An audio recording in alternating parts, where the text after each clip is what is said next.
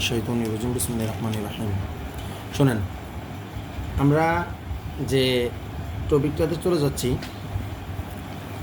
এটার নাম হলো চেঞ্জিং সেন্টেন্স। কি বলছি? Changing sentence.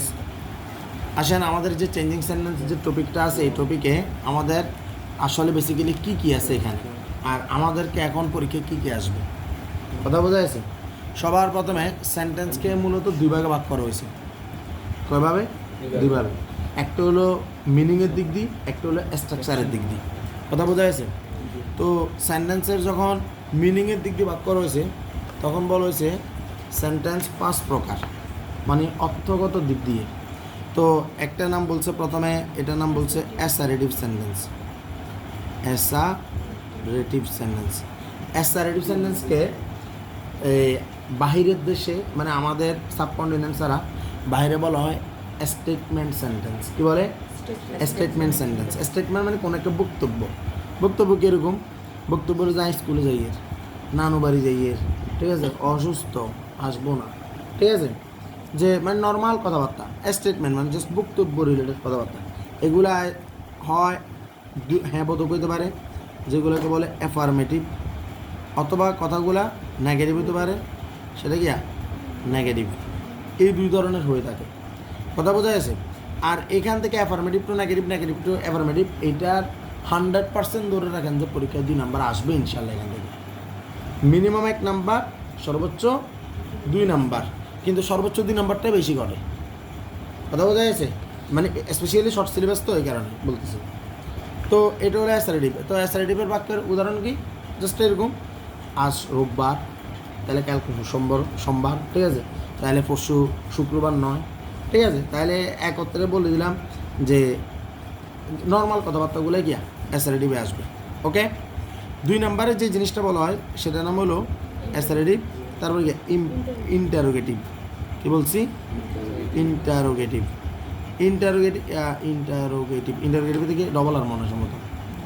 ইন্টারোগেটিভ, ডবল আর, ইন্টারোগেটিভ যদি আমি ব্যাপারটা বলি, ইন্টারোগেটিভের ব্যাপারটাতে আগে আসেন একটা কথা বলি, সেটা হলো এখন তো আল্লাহর রহমতে বাংলাদেশ ভালো হয়ে গেছে। যখন আওয়ামী লীগ সরকার ক্ষমতায় ছিল তখন আমাদের কী হতো, সাধারণত দেখা যেত যে পুলিশে যে কাউরে ধরে নিয়ে যেত যখন তখন, কথা কি বোঝা গেছে? তখন পুলিশে কি বলতো যে জিজ্ঞাসাবাদ করার জন্য ওনাকে তুলে নেওয়া হলো। কি বলতো? জিজ্ঞাসাবাদ করার জন্য ওনাকে তুলে নেওয়া হলো, ঠিক আছে? তো এখন জিজ্ঞাসাবাদ করার জন্য যে তুলে নেওয়া হয় তখন এটাকে ইংলিশে যে জিনিসটা বলতো সেটা হলো যে তুলে নেওয়া হলো মানে এটা হলো আটক করলো। এই আটক করে ইংরেজি নাম হলো ডিটেন। কি? ডিটেন, DETAIN, ডিটেন মানে আটক করা। আর কি কারণে আটক করছে? বলে যে আমরা তাকে ইন্টারোগেশনে নিচ্ছি। কোথায় নিচ্ছি?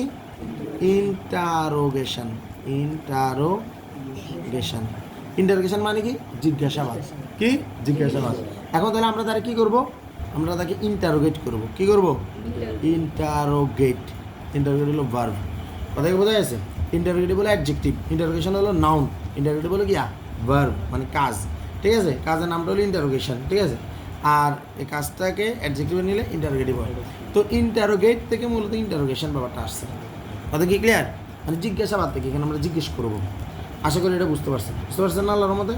ওকে, এটা হলো 2 নাম্বার যে ইন্টারোগেটিভ। আমাদের একটা অ্যাসারেটিভ বাক্য থাকবে, ওটাকে ইন্টারোগেটিভ নেওয়া যেতে পারে, ঠিক আছে? এখন ইন্টারোগেটিভটা আমরা কিন্তু করছিলাম প্ল্যাটফর্ম ভার্বসে, তবে ওই ইন্টারোগেটিভ আর ইন্টারোগেটিভের ভিতরে একটু পার্থক্য আছে। সেই পার্থক্যটা কি? পার্থক্যটা হলো এখানে যে আমরা চেঞ্জিং সেন্টেন্স করব, এখানে ব্যাপারটা কীভাবে ধরো যে একটা পানির কথা চিন্তা করো। পানি, তাকে জগে রাখলে জগে, ওই পানিটাকে আবার বোতলে রাখলে বোতলের পানি, ওই পানিটাই আবার গিয়া গ্লাসে রাখলে গ্লাসের পানি। তাহলে পানির ঠিক একইটাই পানি, কিন্তু এক একটা বোতলে এটা গিয়া এক পানি। কথা বোঝা গেছে? জগে পানি, মগের পানি। তো এই পানিটা কিন্তু চেঞ্জ হবে না, পানির স্থানটা চেঞ্জ হবে। এখানে আমাদের যে মিনিংটা কি থাকবে? এক থাকবে। বলছি এতে খারাপ দেখবো। এখন সেন্টেন্সটা আমি যতভাবেই চেঞ্জ করি না কেন, কোনোভাবে এতে খারাপ কথাটা চেঞ্জ হবে না। এতে যে খারাপ এই কথাটা চেঞ্জ হবে না। এমন না যে নেগেটিভ করলে এতে ভালো হয়ে যাবে, নেগেটিভ করলে এটা যাতে ভালো নয়। কথা কি ক্লিয়ার? আর প্রশ্নবোধক করলে হাতে কি খারাপ নয়, এরকম আমরা চলে যাব। কথা কি ক্লিয়ার? তো এরপর আসেন, এটা হলো গিয়া ইন্টারোগেটিভ। এটা কি? ইন্টারোগেটিভ। এরপর আসেন 3 নম্বরে, এটা নাম হলো ইম্পারেটিভ। সেটা গিয়া ইম্পারেটিভ। তো ইম্পারেটিভ মানে কি? ইম্পারেটিভ মানে হলো আদেশ, উপদেশ, অনুরোধ। কি বলছি? আদেশ, উপদেশ, অনুরোধ। ঘর থেকে বাইরে যায়, দয়া করে ঘর থেকে বেরিয়ে যান। ঠিক আছে? তো ঘর থেকে বাইরে যায় কি করছে? আদেশ। দয়া করে ঘর থেকে বেরিয়ে যান, কি করছে? অনুরোধ করছে। ঘর থেকে বেরিয়ে যাওয়া মনে হচ্ছে আপনার জন্য কল্যাণকর। তাহলে এটা কি? এটা হলো দোয়া, প্রার্থনা। ঠিক আছে? এখন তাহলে এটা এখানে আসবে না। এটা সরি, এটা হলো উপদেশ। এটা কি? উপদেশ। দয়া করে মানে মানে ঘর থেকে বেরিয়ে যাওয়াটা আপনার জন্য কল্যাণ করে। এটা কি? উপদেশ। তাহলে এই আদেশ, উপদেশ, অনুরোধ এগুলো সবগুলো কি? ইম্পারেটিভ বাক্য। তো ইম্পারেটিভ বাক্যগুলো শুরুতে কি বসবে? শুরুতে বসবে, বার বসবে। বাক্যে কি হবে? বার আসবে প্রথমে। ঠিক আছে? যেমন ধরো ব্যাপারটা এইভাবে চিন্তা করো যে ডু দ্য সাম, অঙ্কটা করো। ঠিক আছে? ওপেন দ্য ডোর, দরজাটা খোলো। ঠিক আছে? তাহলে ওপেন দ্য ডোর। ঠিক আছে? তারপর এখন please give me a glass of water, দয়া করে আমাকে গ্লাস পানি দাও। ঠিক আছে? তারপরে যেমন ধরো কী বলা যায় আর উপদেশ যে নেভার টেল এ লাই, কখনো সত্য বলবা না। ঠিক না? কখনো মিথ্যা বলিও না। এগুলো কি? ইম্পারেটিভ বাক্য।